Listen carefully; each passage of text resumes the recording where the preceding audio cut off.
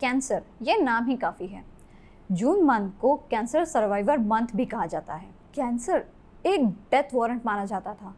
दुनिया में साइंस ने इतनी तरक्की कर ली है, इसके बावजूद भी लोगों के मन से कैंसर का डर अभी तक ख़त्म नहीं हुआ। कैंसर से छुटकारा जितना मुश्किल और नामुमकिन है, उतना ही उसका इलाज पेनफुल है। इतना कि कई बार पेशेंट को लगता है कि इससे मौत भली। जहां एक कीमोथेरेपी का दर्द अनबियरेबल होता है, वहीं हमारे साथ एक ऐसे कैंसर फाइटर जुड़े हैं जिनकी 48 कीमोथेरेपीज़ हुई है, जो शायद एक रिकॉर्ड है, और उन्होंने ये कीमोथेरेपीज़ हंसते खेलते झेली है। और साथ ही ऐसी डेडिकेटेड और पैशनेट काउंसलर जुड़ी है जो पिछले 20 साल से निस्वार्थ और निःशुल्क काउंसलिंग कर रही है।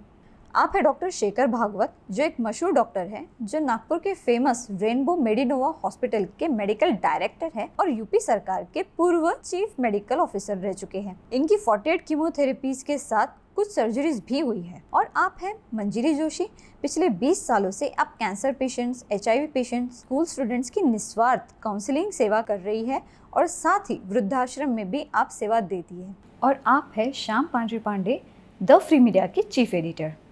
जैसे कि हम जानते हैं कि आप दोनों ने इससे पहले भी बहुत कन्वर्सेशन किए हैं इस विषय में, कैंसर अवेयरनेस के विषय में, तो आज इसका हिस्सा हम भी रहे हैं। और मैं सबसे पहले आप लोगों से जानना चाहती हूँ कि सर, सबसे पहले मैं आपसे जानना चाहूँगी कि आपने जो ये फ़ाइट की, कैंसर फाइट जो आपने की है, उसमें आपका एक्सपीरियंस क्या रहा है? बहुत आपका मेन आपको मोटिव करने वाला कौन पर्सन था? हेलो, सबसे पहले तो मैं द फ्री मीडिया जो आपका ग्रुप है, जो आप लोग आज हमें यहाँ बुलाए हैं, उनको थैंक करना चाहूँगा। अपनी स्टोरी सबके साथ शेयर करने के लिए आपने हमें यहाँ बुलाया, और मैं इसको अपनी स्टोरी की जगह अपनी जर्नी कहूँगा, क्योंकि स्टोरी का एक एंड होता है, ये जर्नी अभी चल रही है। तो I would say thank you very much for having me here, for sharing my story with the audience. And जैसे कि आपने पूछा कि कैंसर का, वैसे बता दूं, मुझे 2012 मतलब आज से 10 साल पहले I was diagnosed with cancer of colon which had already spread to liver. So that can be said as an advanced stage of cancer. I would say I have not only survived cancer, but I have fought cancer with self-determination and with the motivation from all my well-wishers and family members. इसमें self motivation तो बहुत ज़रूरी है, लेकिन family support और well wishers का support आपको और स्ट्रेंथन करता है आपके मोटिवेशन को। इसलिए सबसे पहले तो आप सेल्फ मोटिवेटेड या सेल्फ इंस्पायर्ड होना चाहिए। इतनी सारी जो आपको ट्रीटमेंट अंडरगो करना है, उसके लिए आपकी एटीट्यूड पॉजिटिव होना चाहिए और जीने की इच्छा आदमी को ये सब शक्ति प्रदान कर देती है। सर, हम सभी जानते हैं, जो कैंसर की फील्ड में काम करते हैं, हम सभी जानते हैं जून महीना हर साल दुनिया भर में, और अभी इसको नेशनल रूप दिया है भारत में, सर्वाइवर्स मंथ के रूप में माना जाता है। सर्वाइवर्स मीन्स जो कैंसर से निकल के जी लिया है। तो ऐसी क्या अलग बात है? हार्ट पेशेंट भी जी लेता है, TB पेशेंट भी जी लेता है, तो हम सिर्फ कैंसर सर्वाइवर्स को ही क्यों इतना ज़्यादा ऑनर करते हैं और सिर्फ कैंसर सर्वाइवर्स मंथ ही क्यों मनाया जाता है? मुझे लगता है कि कैंसर एक ऐसी बीमारी है जिसका अभी तक 100% क्योर आया नहीं है। कैंसर एक कुछ दिन तक तो शांत रह सकता है, लेकिन कैंसर को रिकर होने की कैरेक्टरिस्टिक है कैंसर की, इसलिए कैंसर पूरी तरह से क्योर नहीं होता है। इसलिए उसको इसीलिए शायद कैंसर सर्वाइवर को ज़्यादा महत्व दिया गया है। सर, मैं व्यक्तिशः आपसे पूछना चाहूँगी, आपको जब पहली बार कैंसर हुआ था और आपकी ट्रीटमेंट कंप्लीट हुई, तब शायद आपने भी यही विश्वास के साथ हॉस्पिटल के बाहर कदम रखा था कि अब मैं पूरी तरह से ठीक हो गया हूँ और मुझे लौट के इधर आना नहीं पड़ेगा। लौट के आना नहीं पड़ेगा, इच्छा थी, लेकिन एज ए डॉक्टर मैं यहाँ पर एज ए ड्यूअल कैपेसिटी में आया हूँ। मैं एक कैंसर पेशेंट भी हूँ और साथ में मेडिकल डॉक्टर भी हूँ। तो मुझे इस बारे में जानकारी है कि कैंसर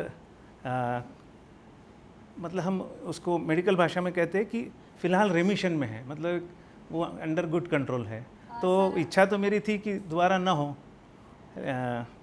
रेमिशन का मतलब है जैसे आपने ही बताया अभी कि under good control. At present we are not able to find any signs of cancer anywhere in the body with the available methods of investigation. फिर आप एक बार निकल गए हॉस्पिटल से, कदम बाहर रखा, बाय बाय किया था, पर आपको फिर आना पड़ा हॉस्पिटल दूसरी बार।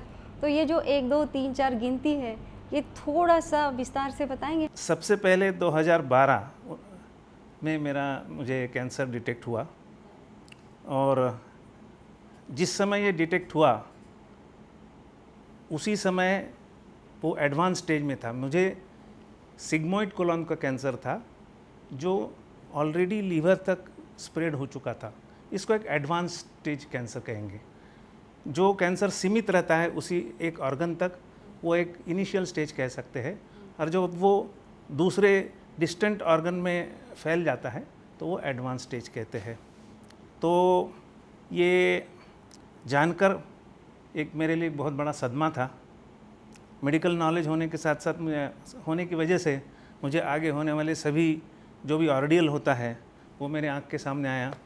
उस समय मेरे वैयक्तिक जीवन में काफ़ी सारी जिम्मेदारियाँ थी, और सारा एक फ्यूचर जैसे अंधकारमय लगने लग गया, क्योंकि कैंसर का नाम जैसे सुनते ही एक इनसिक्योरिटी की भावना आ जाती है।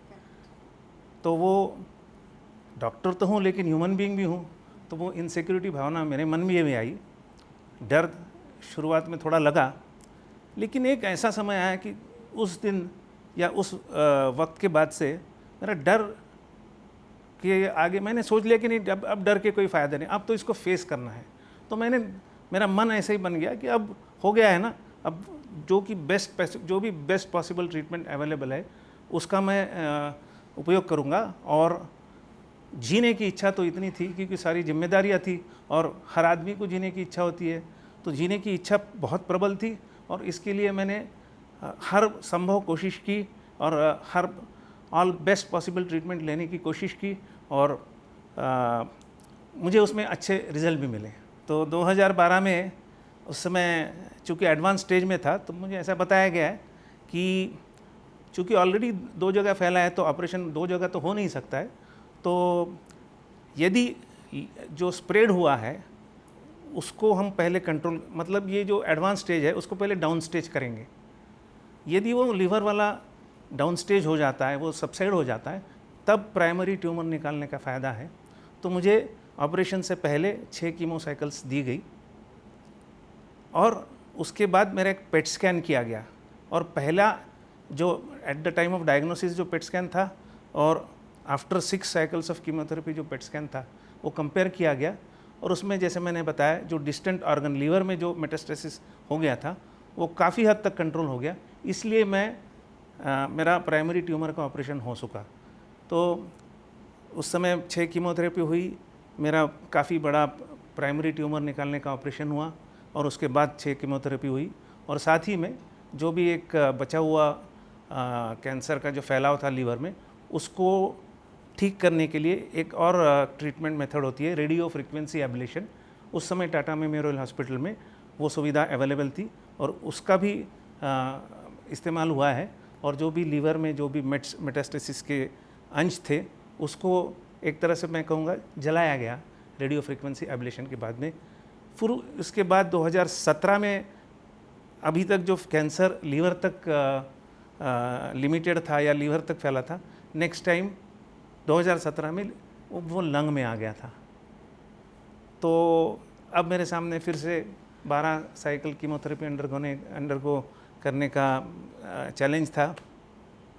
सारी इसके पहले भी अनुभव था, कीमोथेरेपी में क्या तकलीफ़ होती है ये सब मालूम था, लेकिन जैसे मैंने कहा फिर मैं तैयार हो गया और 12 साइकिल कीमोथेरेपी ली गई। As if this was not enough, again in 2018 December I was diagnosed with the same metastasis in lung में फिर से स्प्रेड दिखा। सौभाग्य की बात ये थी कि अभी तक वो लंग में ही सीमित था और लीवर और बाकी पेट के जो बाकी ऑर्गन्स थे वो अभी भी कैंसर से फ्री थे।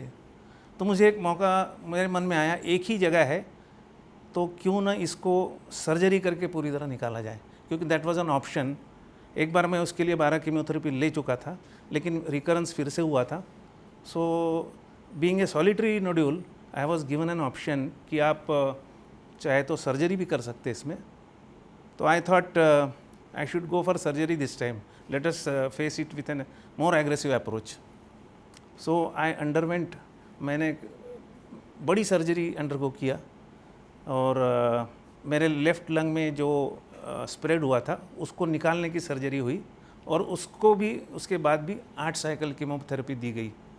तो पहले एक ऑपरेशन हुआ था 2012-13 में, उस समय 12 कीमोथेरेपी हुई थी। उसके बाद 2017 में 12 कीमोथेरेपी होगी, 24 हो गई। इधर भी ऑपरेशन हुआ काफ़ी बड़ा और उसके बाद 8 कीमोथेरेपी हो गई, तो 32 कीमोथेरेपी ऐसे हो गई। अब तो पूरी तरह से मैं कीमोथेरेपी झेलते झेलते और ऑपरेशन होते होते मेरा काफ़ी, मैं थक गया था, एक तरह से थक क्या गया था। फिर भी मैं अपना काम जारी रखा था। I being a doctor I continued my work, but again the bad luck struck and in 2020 December I was again diagnosed with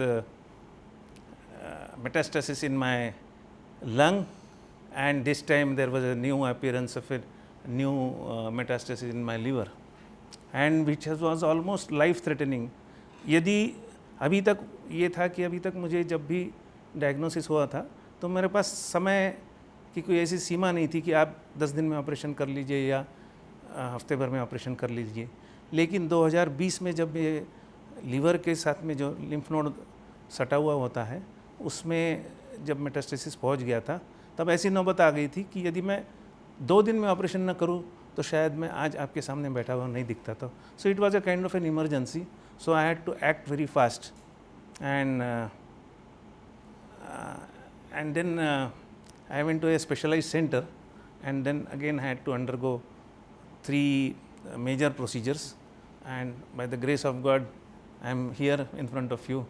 And after that, उसके बाद फिर से मेरी 16 कीमोथेरेपी हुई है और इस तरह से मेरी कुल 48 कीमोथेरेपी आज तक हुई है। और ERCP नाम की जो प्रोसीजर है वो मेरी 4 बार हो चुकी है। तो 2 ऑपरेशन, 4 ERCP और 48 कीमोथेरेपी, ऐसी मेरी जर्नी रही है। आगे पता नहीं और क्या होगा, लेकिन मैं तैयार हूँ, अभी तक मैं हारा नहीं हूँ। जैसे कि वो ये कहते हैं ना, बॉक्सिंग की जो एक मैच होती है, you are not defeated till the time you accept the defeat. So जब तक आप हार नहीं मानते तब तक आप हारे हुए नहीं हो। तो अभी भी जिद है कि कुछ हो जाए तो उसको भी लड़ने की तैयारी है मेरी अभी।